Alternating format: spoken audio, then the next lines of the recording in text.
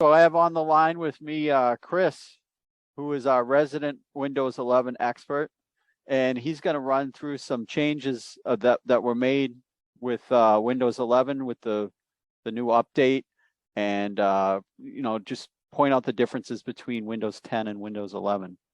So Chris, why don't you start us off with the big ones, maybe some of the neat features? One of the main selling points I think they want everyone to see is this whole little I think it's called a virtual desktop environment, where you can switch between different desktops, and you can create new ones. You can change the name of them to something else, and you can and the main thing is you can move and resize windows differently. It handles it much better than Windows 10 did. Okay, yeah, so that was a feature in Windows 10, but personally, I didn't use it. I don't know that many people used it, so it looks a little more streamlined. One of the things that we all do nowadays, it seems like, is we have all these browser tabs open. So that's kind of like the same idea, but using the desktop. Well, yeah. So go ahead. I mean, we have so many clients. I could have one for client XYZ, and whether that's a remote session up there or documentation on their environment, passwords, anything like that. And I could, segment it into multiple desktops here. Oh, that's a good idea. Or if like for our clients, if they have, they work with a lot of different vendors, they could have a desktop for each vendor maybe, or, and yeah, that's neat. They have hotkeys too. So like Control Win key plus D would, it'd create a new desktop here. And then you also, Windows Tab key, and you can cycle through with the Windows Control and the arrow keys to cycle between your different environments here. Cool, neat. So that one's worth exploring. What else you got? All right. So the start menu is much different now. As you can tell, it's still Windows 10 under the hood for the most part.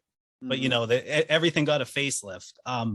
You can see that File Explorer here, you now have like a tabbed, like a browser tab to navigate. You can have different tabs open of File Explorer. This is not out yet, though. Oh, sorry, but personally, I know that one was not a big deal for you. It's not a big set, but for me, I like it. I like the tabbed Explorer view. It's still only in Windows Insider build, though. I don't think the official release of Windows 11 has it yet. Okay.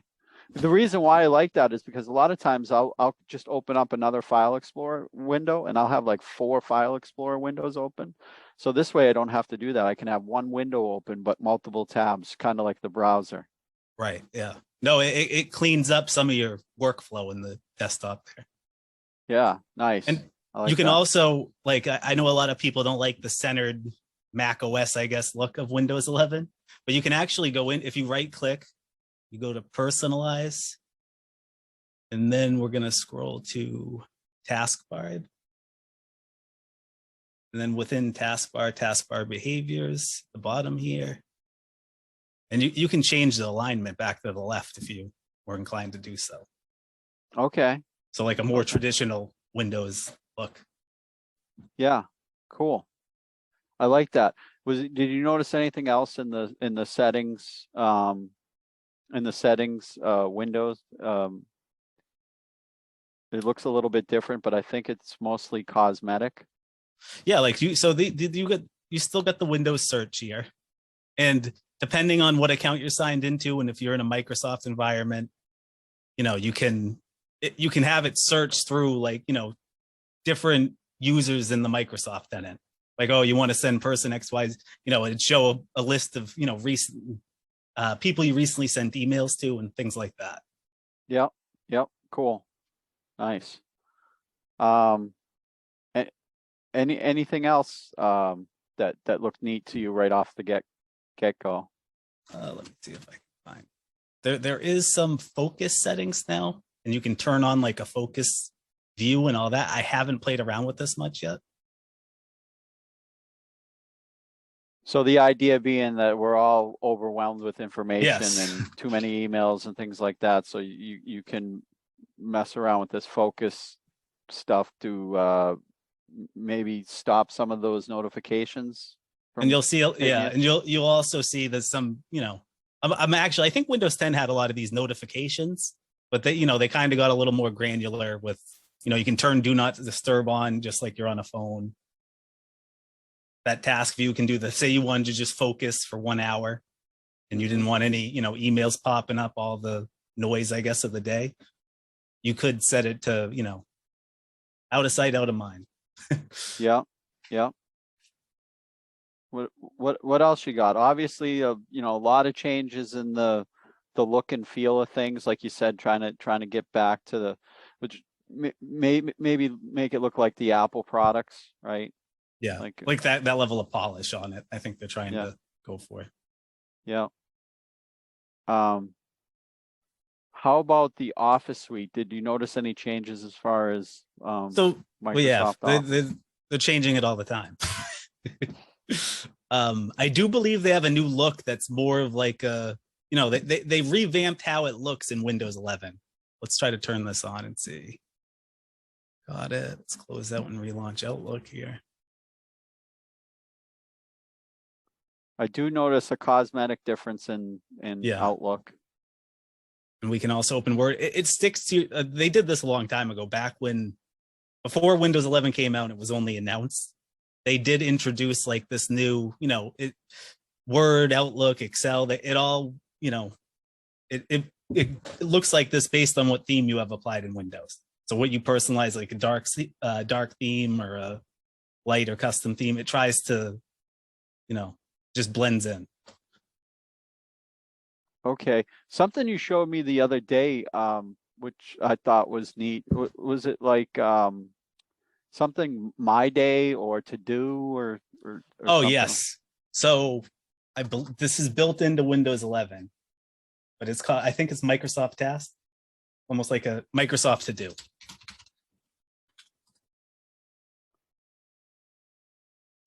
And it works just like, I don't know if you're familiar with Google Task. I think you are. The task board and things like that. Yeah. It's very, very similar to tools like that. And this you can like coordinate it with your focus time and, just have a whole workflow set up for yourself. I mean, I personally don't use it that much, but it's not that bad. Okay, so the To-Do is like, there's a To-Do in Microsoft 365. Does it sync up with Microsoft 365? Yeah, so when you at least on my computer, I haven't really I don't have it set up on this lab machine, but it syncs up with my email address and my calendar and everything. Let me get it.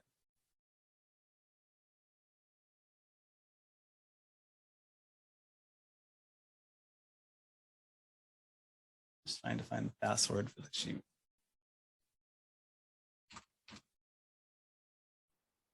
That's okay if you don't have it readily available. People will mess around with that and see what it is. Just to wrap this up, let's go ahead and wrap this Q&A up. Okay. Technical specs. I know you get all excited about the speeds and feeds. Okay, let's talk about if you're gonna upgrade your Windows 10 device, or you're buying a new Windows 11 device. What type of specs are you looking for here? So you need an Intel 8th gen or newer, and I believe on the Ryzen AMD side of things, this Ryzen, 2nd gen Ryzen and newer, and it has to support things like TPM 2.0 and secure boot. Okay, so we don't do acronym soup here. What TPM? Trusted platform module. Platform module, right? So it's a piece of hardware on the motherboard of the computer. When you buy the computer, either it comes with it or it doesn't, and you want to have that chip on there for there's also software like that, right? There's also software-based TPM2 that Intel has, I believe. What is it? FTP? Not FTP. Intel and AMD have their own technology to built into the processors if you don't have a dedicated trusted platform module, unlike the motherboard. But we usually advise clients to buy it with it because it's not that much more. You're talking peanuts in terms I think I paid $4 for mine. Yeah. So just get it built in. Okay, what else? What in terms of CPU, memory, things like that? Let's see here. So based on their, the system requirements, at least 4 gigs of RAM. I mean, that's really, I would advise you have much more than 4 gigs. That's what they're saying, but we never No. recommend that. We've 16. even moved away from 8 to 16 as a minimum. And with all the tabs open and everything else, we see it eating up a lot of memory. You might even go 32. I can't believe I'm saying this because Windows 10 was pretty efficient and we got away with between 8 and 16 for a long time. But yeah, I just think that people are multitasking so much nowadays that we probably want to go at least 16, right? Yeah, even like my work computer is 16, even that, I can max that out pretty quickly. Like I 32 is like what I personally use at home because, I need the overhead. Yeah, you're an animal. We know. So what else in terms of specs? Like I want to go from 10 to 11. What else we need? Is there anything else? Yeah, you need, 64 gigs of storage space to install the operating system. That's really not, I'd advise you have more than that. At least like, I don't know, 512 to a terabyte. Yeah.